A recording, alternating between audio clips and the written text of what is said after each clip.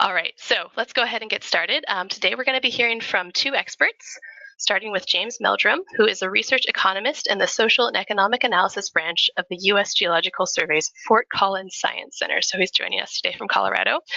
James's research focuses on the human dimensions of natural hazards, ecosystem services, and the intersection of these two divisions, with a particular focus on wildfire risk mitigation. We're also joined today by a second speaker, Chris Barth, who is a fire mitigation specialist with the Bureau of Land Management. Chris has worked in fire management since 1992 for volunteer, municipal, county, and federal agencies, so he has a wide background in all these different groups. He's worked with the public and stakeholders to promote fire education and mitigation strategies, and has led several regional wildfire collaborations. So those are our two speakers today. Thanks so much for everybody for joining us and to our speakers, and I'll pass it off to James. Great, thanks, Stacey. So hi, everyone. As mentioned, I'm James Meldrum, a research economist with the U.S. Geological Survey in Fort Collins, Colorado. And today's talk is about what I believe is a fairly unique, long-running research practice collaboration, which we call the WiRē team, or short for Wildfire Research Team. And so part of what makes this group unique is how deeply integrated the research and practice sides of our efforts are, which is why when I was asked if I wanted to give a webinar here based on a recent publication, I immediately reached out to some of my collaborators to see if they were able to join in. And so we'll also have Chris Barth, who, as you just heard, is a fire mitigation specialist with the Bureau of Land Management.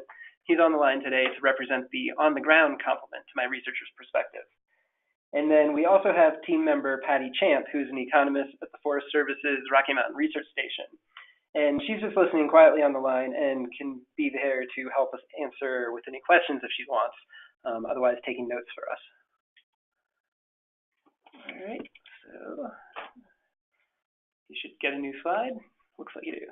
So today we're talking about our 2018 publication in the journal Society and Natural Resources titled Wildland-Urban Interface Residents' Relationships with Wildfire, Variation Within and Across Communities. So in this paper, we demonstrate that there are unique aspects to every community and variation across perspectives within communities. We think that this demonstrates the importance of learning specifics of a community and not just basing decisions and programs on anecdotes or even research findings from a different context, and also making sure that you understand the full breadth of voices and not necessarily those that might be the loudest. So many of these things have been well embraced by the fire adaptation community recently, which we really love seeing. But true to our philosophy in our group, this paper helps back up that approach with data. But also, it allows us to provide some more detailed insights into what we might expect to vary at different levels. And I'll get into all that in a lot more detail in a couple minutes. This is one of a series of research papers that our group has published on WUI residents' decisions about wildfire risk. You can find these papers and other works by team members on our website, which is listed above here, or by following up with me right after this talk. So this body of research underlies the core tenets of our WiRē team's approach. So for example, in a 2015 publication in the journal Risk Analysis, we find that survey results regarding the way that residents perceive their wildfire risk do not equal a professional rapid assessment result for those same properties, even when looking at the same specific attributes of a property. We think that this is crucial knowledge for practitioners because homeowners take action based on how they see a parcel, whereas mitigation folks administer programs based on how they see a parcel. So one of the goals of our approach is to help make these two things align so that both programs and homeowners are working from the same premise. So that's just a quick sample of the type of research results that we try to generate to help us better inform the processes that we go through. And so with that, I'd like to hand it off to Chris Barth now to talk a little bit more about the WiRē team and our approach in general, before I'll get back on to go over some of the details from this recent paper. So Chris? All right, thanks, James. Good afternoon, everybody. As James mentioned, my name is Chris Barth. I'm the Fire Mitigation Program Lead for BLM Montana Dakotas and a WiRē team member. While the information on this slide is likely not to surprise all of you, it is an important reminder to frame today's webinar. The risk that wildfires pose to communities is both a substantial and growing concern. Wildfires now cost billions of dollars to suppress annually, yet still devastate lives, communities, and ecosystems. In 2018, just over 58,000 fires burned more than 8.7 million acres and cost more than $3.1 billion in suppression costs alone. Historically, immediate threats and wildfire response command attention and resources. While these efforts remain critical, developing new pathways to promote fire adaptation in communities is gaining attention at all levels. The WiRē team has worked with wildfire practitioners to create pathways that support fire adaptation. While wildfire is a natural phenomenon, learning to live with wildfire is a social issue, so we need a social solution. Our unique approach unites research and practice, collecting and using community-specific data to tailor programs that support local solutions and allow communities to get in front of the problem. The WiRē team brings diverse expertise in economics, sociology, and wildfire risk mitigation to an ongoing research project focused on homeowner wildfire risk mitigation and community fire adaptiveness. We're a diverse team with complementary skill sets. We know this approach is effective and can be replicated in fire-prone communities around the nation because we've seen success firsthand. Everyone on the WiRē team are equals. This is not a model where the researchers hand the practitioners a report or synthesize literature and leave. Rather, we work closely with each other and our partners to constantly iterate and improve our processes. Traditional approaches to wildfire mitigation are built on a naive model of behavioral change. If the homeowner is given information, say from a brochure or meeting attendance, they will take action. However, behavioral change requires a better understanding of the local community and an approach that is relevant to the individuals in that community. At the core of the WiRē approach is parcel level data, represented by the blue boxes on the left.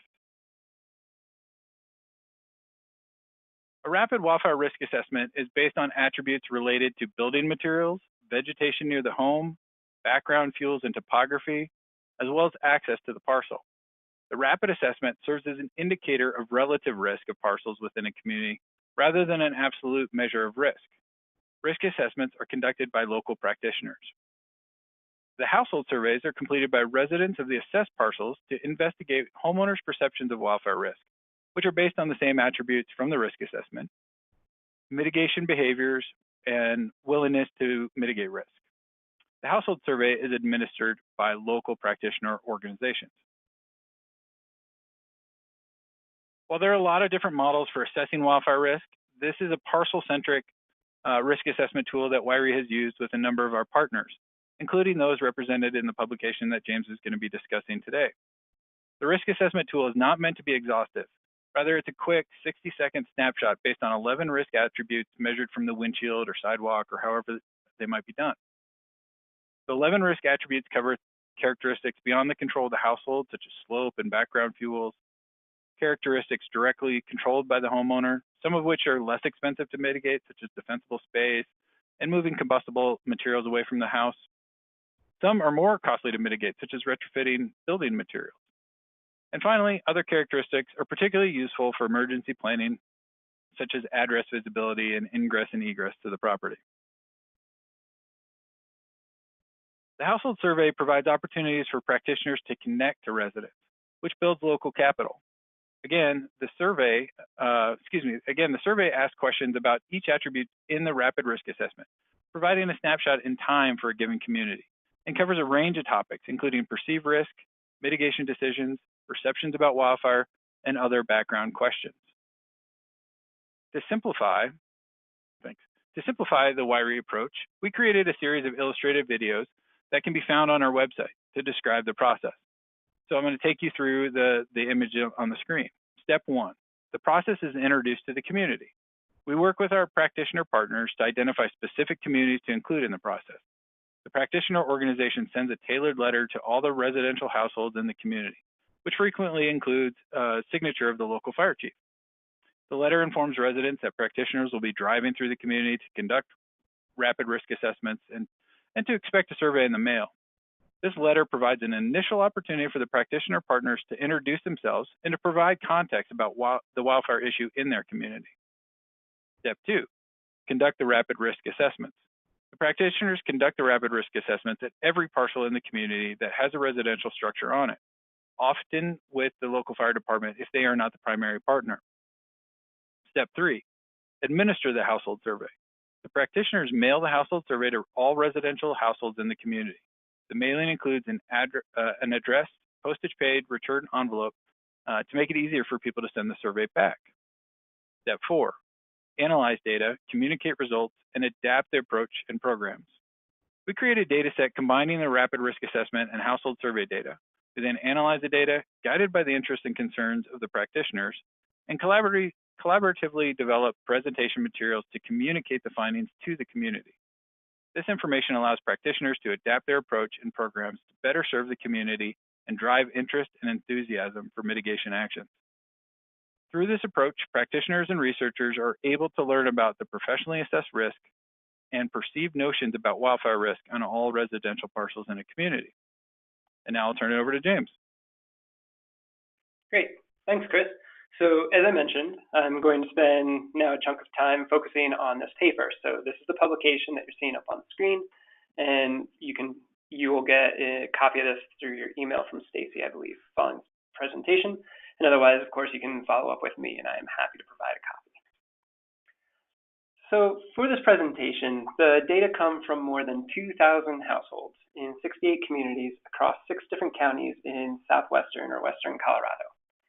The data come from 2 organizations, West Region Wildfire Council and Wildfire Adapted Partnership, which previously was known as FireWise of Southwest Colorado.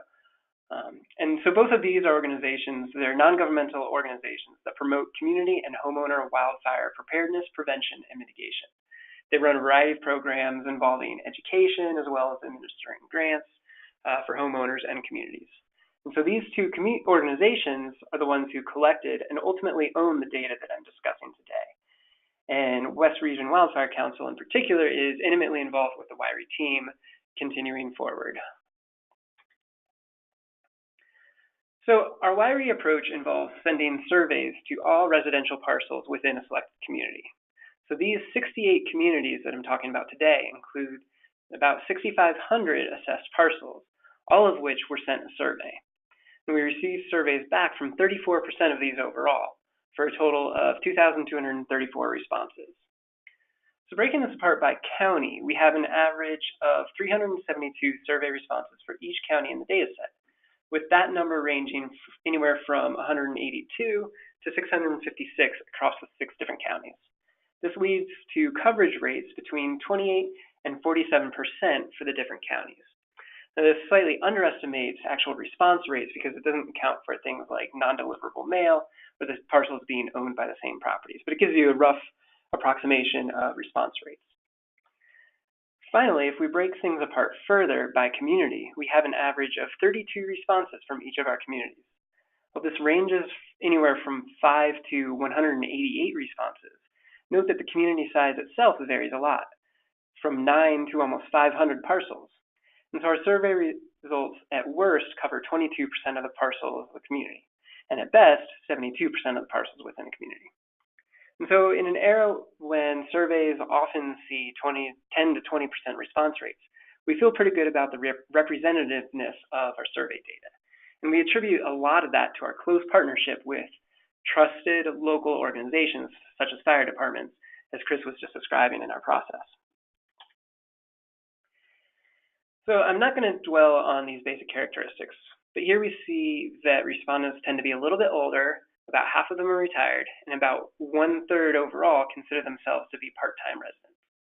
And these numbers reflect the general population of this area, especially when you consider that many of our particular WUI communities were selected specifically by our partners to be included in our studies.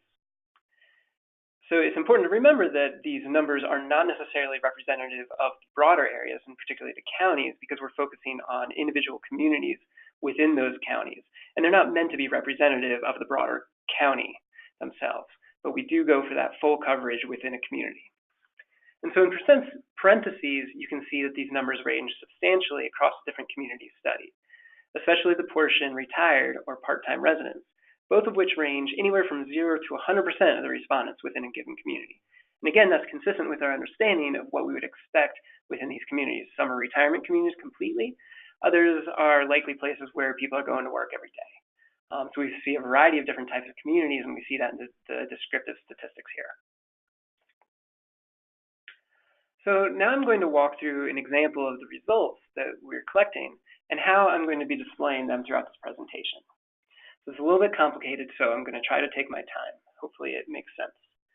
So this is looking at the predominant background fuel type around a property from the rapid assessment that Chris just described. So on the left, we summarize the results showing that 47% of the assessed properties overall are in the highest risk category.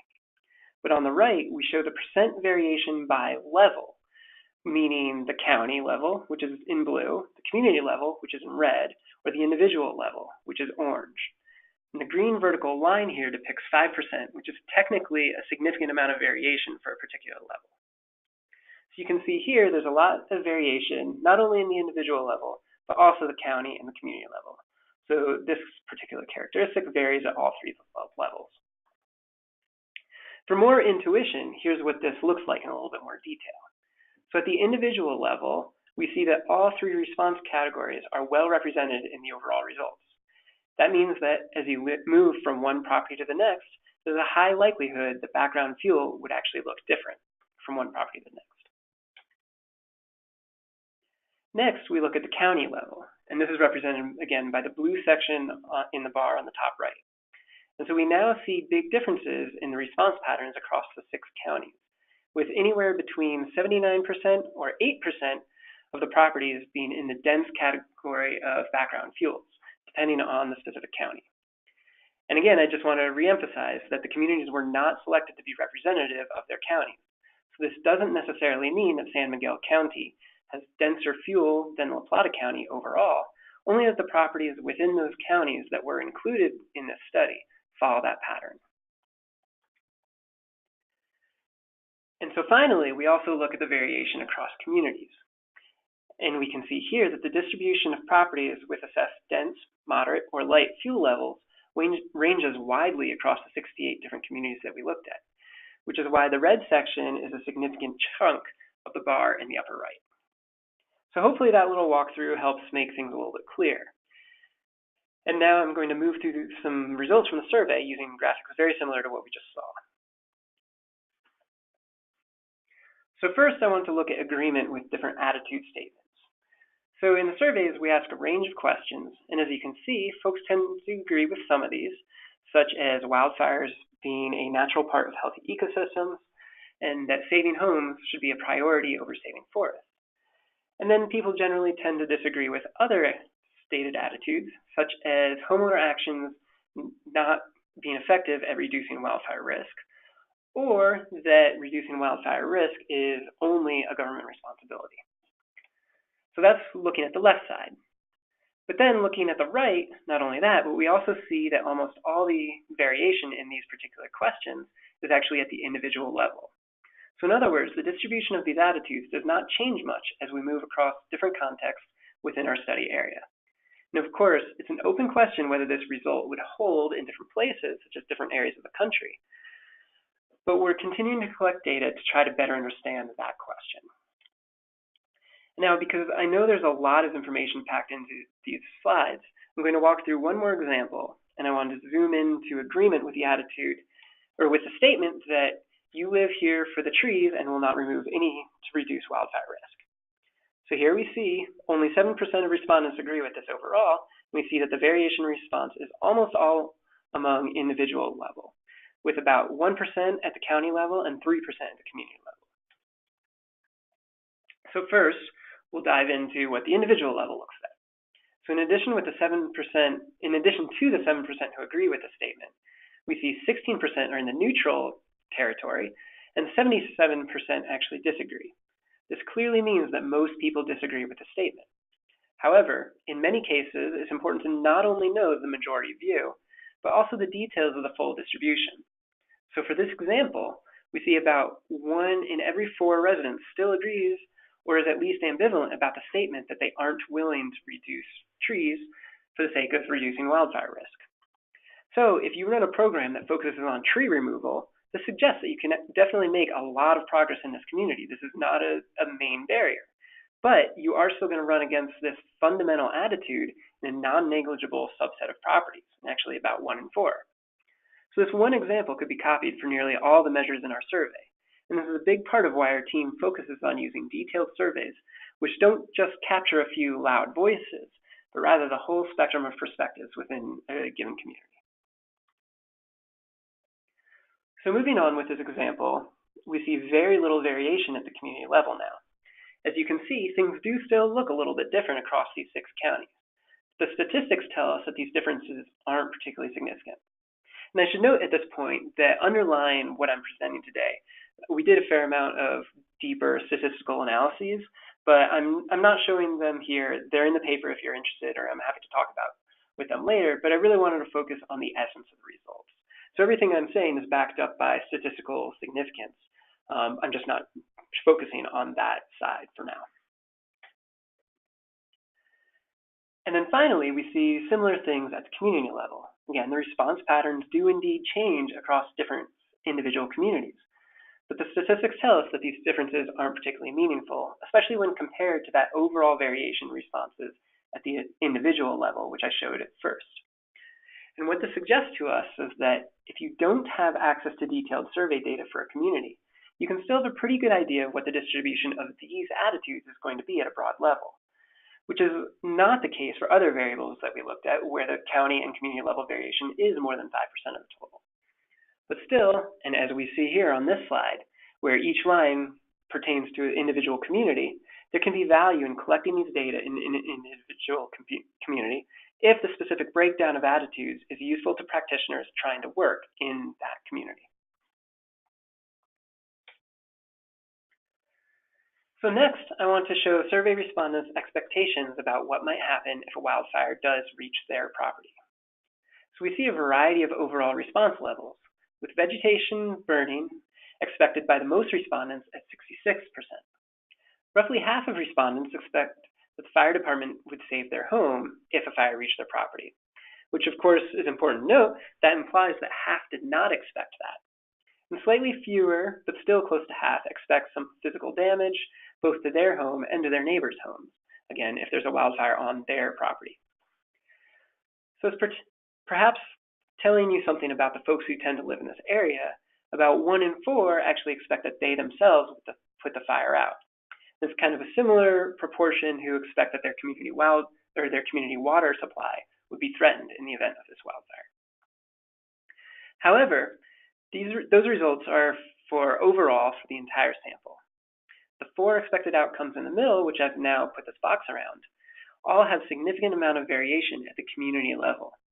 This means that these results look different from one community to the next within our sample. This makes intuitive sense. Different communities will differ in terms of things like suppression capacities and existing mitigation work and proximity to public land.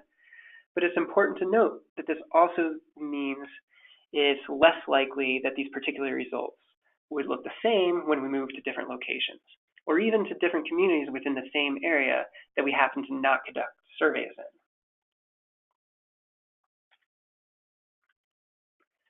So another set of survey questions focus on the sources from which residents receive information about wildfire risk. And here we see that overall responses show that folks are more likely to turn to the local fire department or the wildfire council overall. But again, there's a large amount of variation in these responses across the different communities and counties. In the middle, we see neighborhood groups and the general media, followed by neighbors, friends, and family. And then the federal agencies, such as the Bureau of Land Management and Forest Service, are less likely, about 1 in 7 people. But perhaps most strikingly, relatively few respondents overall claim to not have received any information about wildfire risk. But as you can see on the right, there's a fair amount of variation across different counties and communities. And if you look into the numbers, this actually ranges between anywhere in 0 and 50% of the respondents in a different community. So obviously, that type of information is very important to an organization that's trying to reach the public. There's a big difference between 50% not having information and, of course, 0% not having any information. So by now, you're probably getting a sense of our main results. But I want to show one more set, which looks at the things that block residents from taking action to reduce wildfire risk on their property. So we see physical difficulty and financial costs top the list, but then a lack of specific information and options for slash removal also tend to be common barriers. Those are the next 2 things. And they're represented by more than 1 in 4 respondents overall. Again, both of the information barriers, which are often the targets of practitioner organizations, vary significantly across different locations. Likewise, and as we would expect, whether HOA restrictions are an issue or not ranges widely across different places, some of which do not even have HOAs, and others which would have very different types of controls.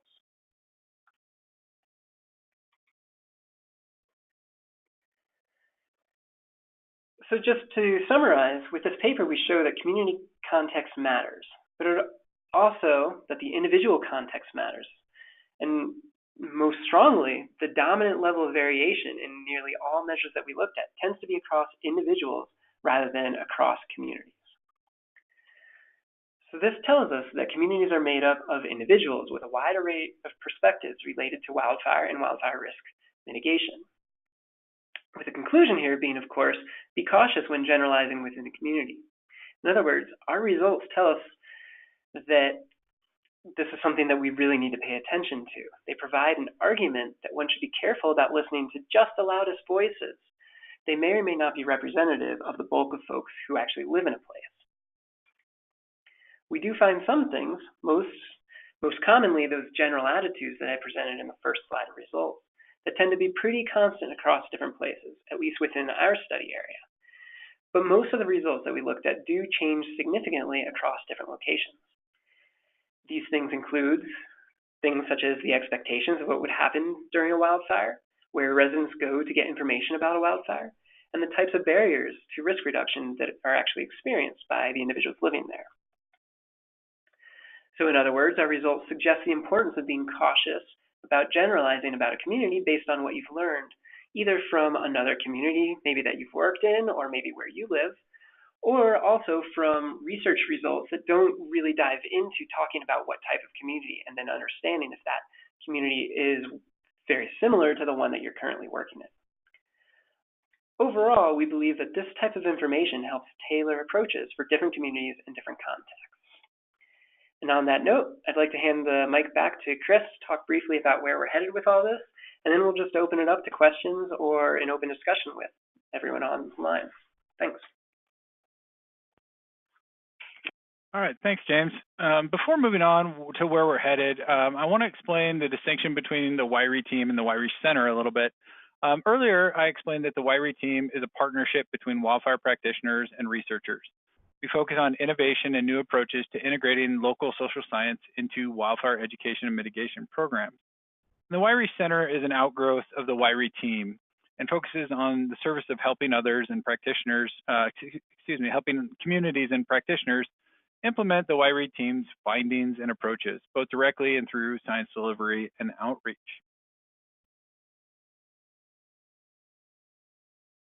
As the WiRē team, we've been working with a number of partners, including those in Southwest Colorado from the publication that James was just discussing. As the work we're doing expands to include additional partners around the country, the WiRē Center is being established as a nonprofit organization to build additional practitioner researcher capacity to support our partners.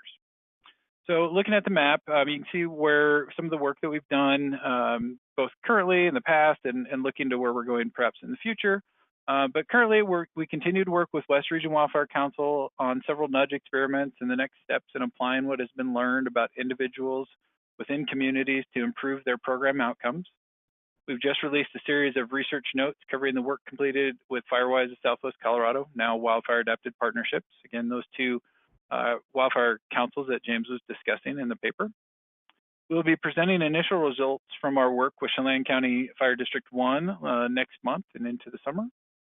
We're getting ready to administer household surveys with Ashland Fire and Rescue and in Chaffee County, Colorado. We'll be mentoring practitioners in Grand County, Colorado as they begin to initiate a project in their communities.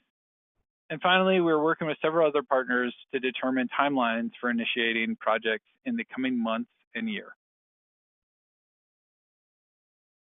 So we really, all of us on the WiRē team enjoy the work that we're doing to better understand the social dynamics of fire adaptation. But it's especially rewarding to see transformation in communities that we're working with. So the fire chief in Telluride, Colorado had this to say about working with the WiRē team. We've learned a ton. The perception of the public and access to information was different from what we originally thought. with the addition of a social science component, we recognize a need for change in how we communicate, educate, and participate. And this from the Community Wildfire Liaison with Chelan County Fire District 1 in Wenatchee, Washington. As a result of the household surveys being conducted by the WiRē team, we were able to connect with landowners and spread the message regarding the risk of wildfire and the programs available to help landowners mitigate that risk. So again, both James and I really appreciate your attendance on today's webinar, and now I believe we have some time for questions. Thanks so much. Excuse me. So if you haven't already, you can type your questions to that question box. I'm going to take a quick moment here real quick while you guys do that, just for a little bit of reminders. So again, this recording is going to be up probably within the end of this week, and I'll send it along to you along with the paper that James mentioned and a quick evaluation survey, just putting a plug for that. They takes less than 5 minutes and just helps us to know topics and to report back to our funders that these webinars are useful for people. So when you see that email, please feel free to check out those resources and take that evaluation survey. So for questions, you can just type them directly into that questions panel and then send them, and we'll go through them one by one.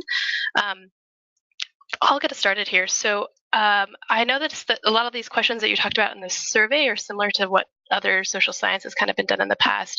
Was there anything that really stood out as different from what past studies have found kind of around those information sources or public perceptions, or was it pretty similar to what we've seen in past studies? Yeah, I think, I mean, for this, I'll kind of defer to our general result. I think we do see similar overall patterns from what we see in a lot of the different things. And so I don't want to dwell on any one individual result. I do think one of the things that really does stand out from our work, and it is actually pretty consistent with what we've seen from looking at other things, is that idea that the attitudes, which often relate to what's going on inside people's heads, the way that they're thinking about things, there's a fair amount of similarity across the different contexts, and those things don't look too different. But one of the things that our group really focuses on is not just what people are thinking about, but how that translates into actual behaviors. So both the mitigation work that they're doing, which we can observe through things like the rapid assessment, but also things that they say are reasons why they might not be able to do as much mitigation work as they would like to. So some of those barriers that I was talking about, those types of things are more, I don't want to say more important, because what's going on inside people's heads is very important. It often has important or critical links to what they do on the ground. But really that the attitudes don't seem to vary that much. But then when it turns into what people actually do and why they do things, we are seeing a fair amount of variation across different places.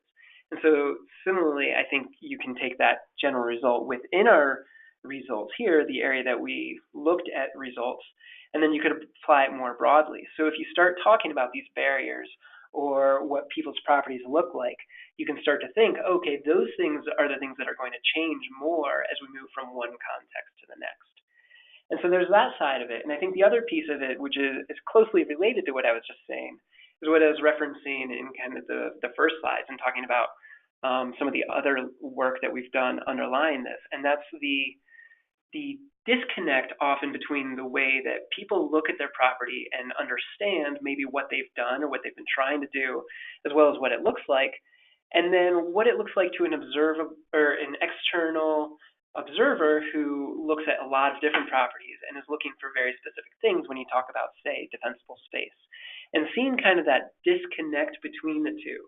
And so it's something that, I wouldn't say that it stands out as being unique. This is actually a pretty common finding in the social science and the natural hazards literature, that people have kind of a different concept of risk and on what is risky to them versus what an external expert or observer would see. But we really dive into the specifics of an individual property and see that there are very specific patterns that we can see between what people think about their own properties and then what that external observer sees. And that's something that carries us through a lot of our work.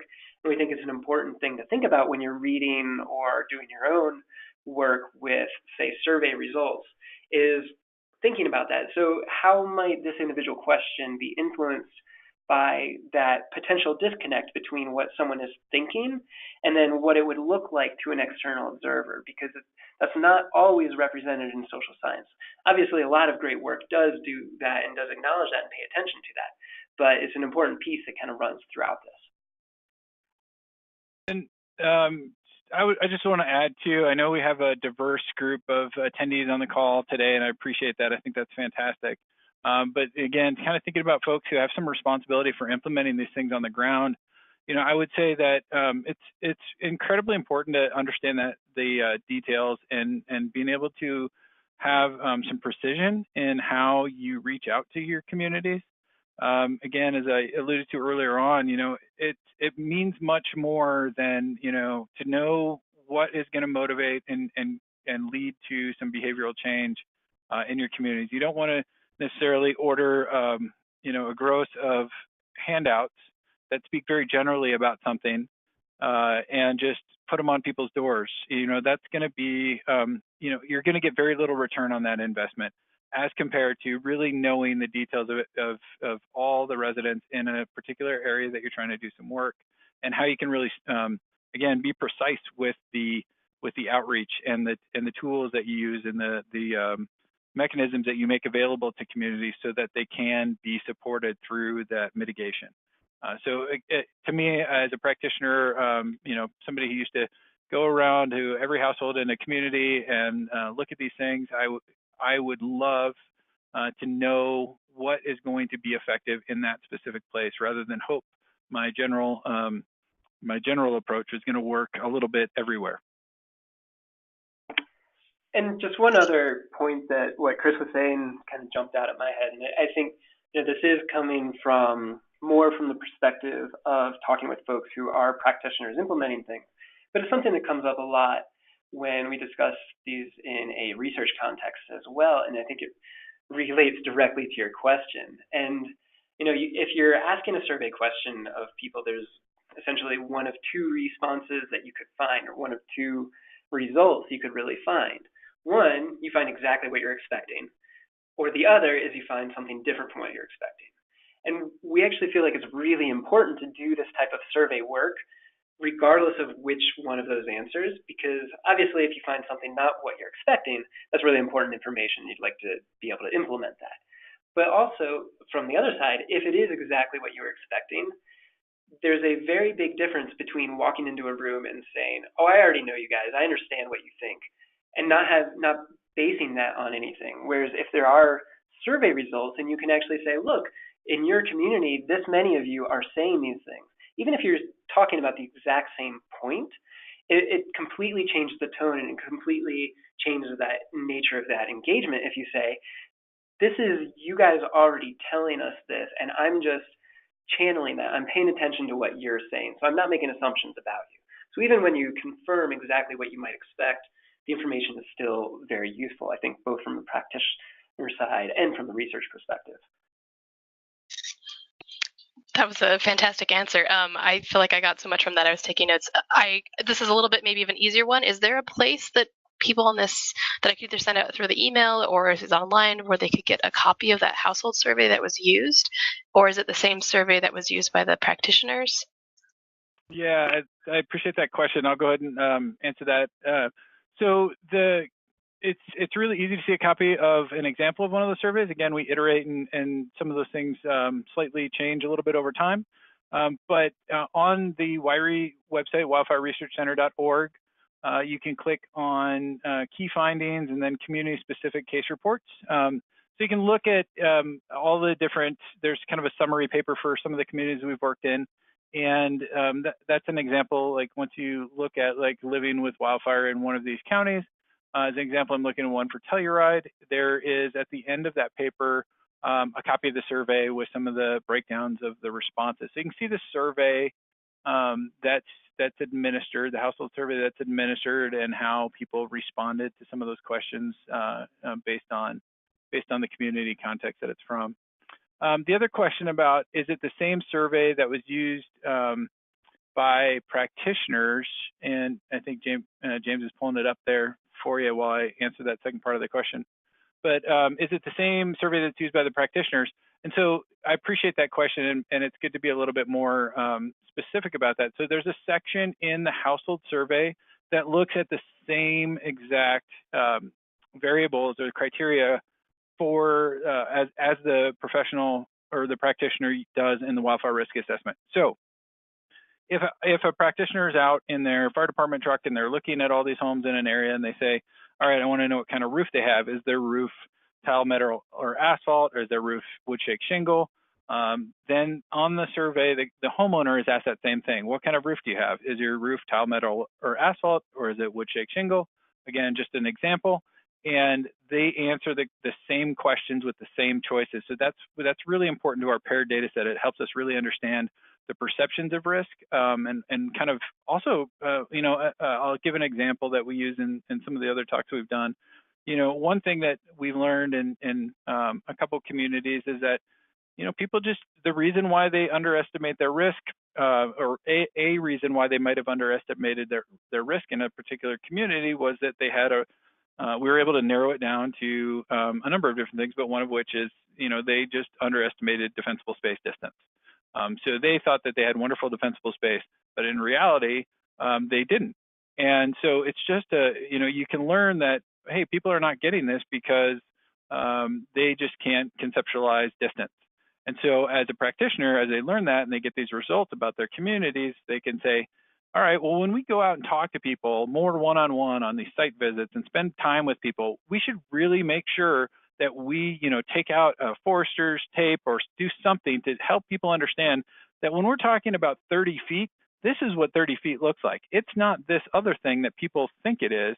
It's actually this distance. And so they can tailor their educational effort based on understanding about where people are maybe mischaracterizing the risk that they have.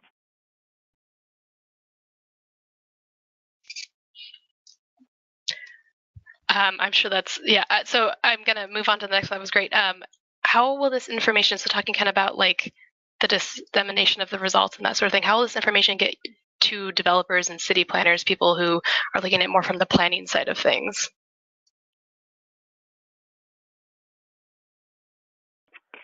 So this is a great question, and a lot of it depends on the individual place that we're working.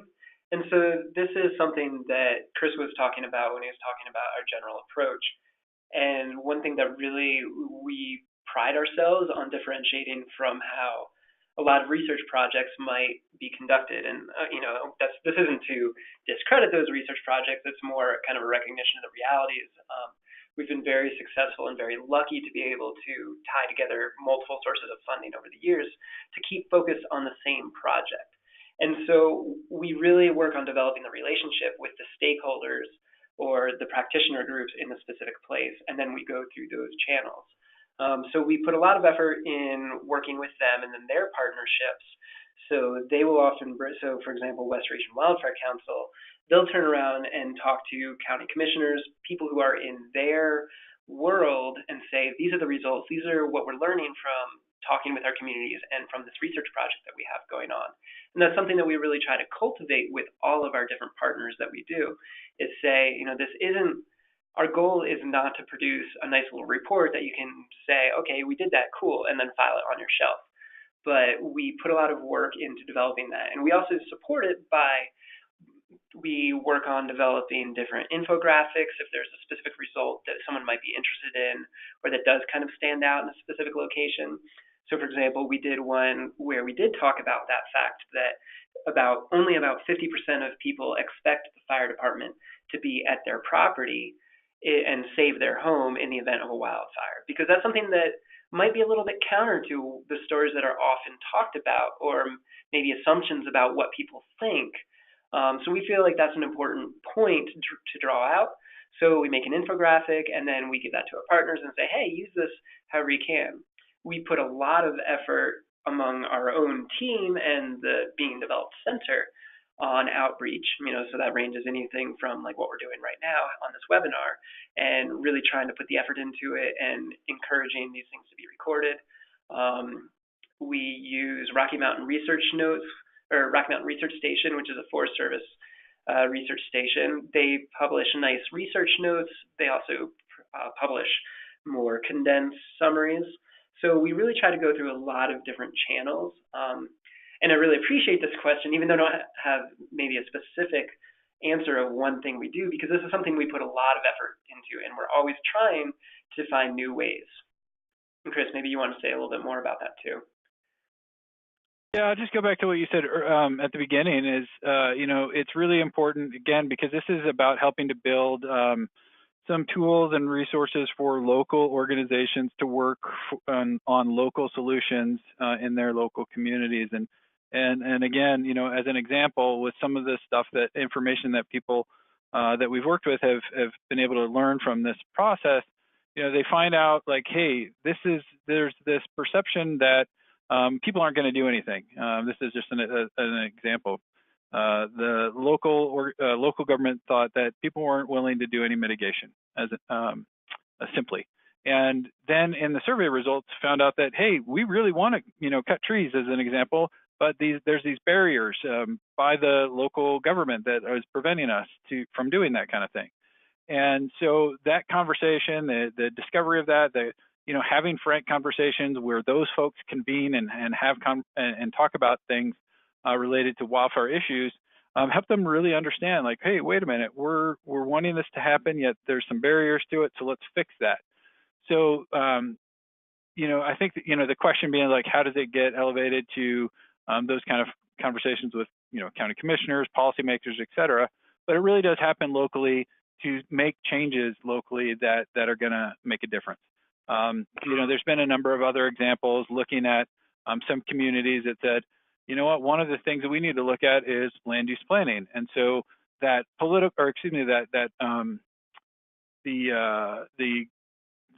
the relationships that are built through this process have helped give additional credibility to the effort and got some of the right people together talking about how do we address land use planning and what kind of wildfire ordinance should we have for vacant lots and new construction and existing construction. And so just kind of the experience that folks have had around this process has helped to build relationships that led to some real significant changes in communities.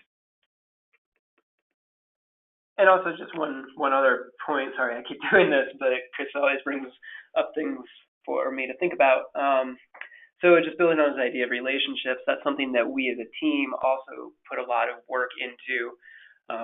Then there are a lot of organizations now who are working on these similar type of concepts of fire adaptiveness at various levels, some of them in planning, some of them on mitigation, some of them talking about fuel treatments on federal lands or large-scale private lands. And we work really hard on cultivating those relationships and seeing how our work can fold into these existing efforts. So we really see ourselves as complementing these existing efforts or in development efforts elsewhere. We really think that all these different organizations are bringing different tools to address this very broad, very large problem that society is facing. And we think our approach can help one aspect of that by thinking about or really focusing about the way individual residents living in the WUI, the way that they're thinking about conceiving and dealing with their wildfire risk, and then also how that's organized in communities and how those work. So that's really the piece that we focus on, but we really see ourselves as one puzzle piece or one tool in the toolbox, whatever analogy you want to use. So we do a lot of things trying to cultivate those relationships, and we often spend time at applied conferences trying to talk about our research, but also talking about individual places. Because really we see our work as, a lot of us are in federal agencies, so there's also a pressure to try to scale up. And that's really what's driven the development of the center idea that Chris was talking about. Because, taking the results of what we saw in the paper that I presented today, taking them seriously, it's a challenge to scale up, but we see it really important to scale out. So we've been constantly working on trying to build our capacity to work in more places and continuing to develop these relationships at the more local levels, because that's what we see as being really important for implementing this type of work. That's actually That's a great segue to our next question, which is about, so I know you had that slide a couple slides ago about partners and kind of future work and projects and plans, but is there plans to do things in California, maybe specifically in Auburn, California, or kind of more of a train the trainer where you can go teach a team of people to go out and do this without you so that it kind of just keeps growing? So future plans. Yeah, so I think I really appreciate that question, and you know, that we are often, you know, our team talks very frequently, always working on projects and looking at where we can, you know, continue to do work. We get requests from folks, and we're trying to figure out, like, you know, the timing of when all those things will happen. And you know, California, the concept of doing some work in California came up. Within, you know, obviously it's been, there's been a lot of fire activity there, and learning, you know, what would help motivate people to do wildfire mitigation would be a tremendous asset to those efforts. So yeah, California has definitely come up. I think, you know, continuing to cultivate those relationships. Hopefully somebody, one of the California folks that's on the call would be, you know, comfortable reaching out to us, and we kind of initiate that conversation to figure out, you know, the timeline and then really the needs and the purpose, and you know, what sort of, you know, how things could work logistically. I will say, as I mentioned, you know, we're already working at timelines for initiating new projects, and you know, throughout 2019 and into 2020. And as we continue to refine and develop some capacity with the center, we'll hopefully be able to look at, you know, increasing the number of projects that we do. But I'd encourage anybody that's interested to reach out, and we can start that conversation for sure. I grew up in Northern California. I have a number of friends that have been affected by fires, including the Camp Fire, losing their homes last year. So certainly, you know, near and dear to my heart too. You know, and one thing about the idea of expanding to other places, yes, we have I mean, obviously with this slide, we have a large interest in doing that. Just a year ago, or 2 years ago, this was all in Colorado, and we've been really working on branching out. But something that is very important to us is, in those initial conversations, is we make sure that we actually are the right fit. So this goes back to what I was saying about us playing a particular niche or being one specific puzzle piece. You know, the work that we do does focus on this relationship of going through some sort of practitioner organization, like a wildfire council or a county or some sort of partnership or a fire department that has the capacity to work with homeowners and run some sort of education or grant program. Basically, someone who can really use the information, because that goes back, you know, and that's why I really appreciate the question about how does this information get used. That's really important to us. We never want to go into a place and have practitioners put a lot of resources and effort developing information that they can't turn around and implement. So that's something that is very important to us, and we spend a lot of time in developing these new partnerships, is making sure we understand, you know, both directions, what's going to be happening, what is the information that's going to be gained, and what can be done with it. Is it going to meet your needs, and are we the right people to be helping you right now? And if we aren't, how can we help you figure out who those people are or help you meet those people?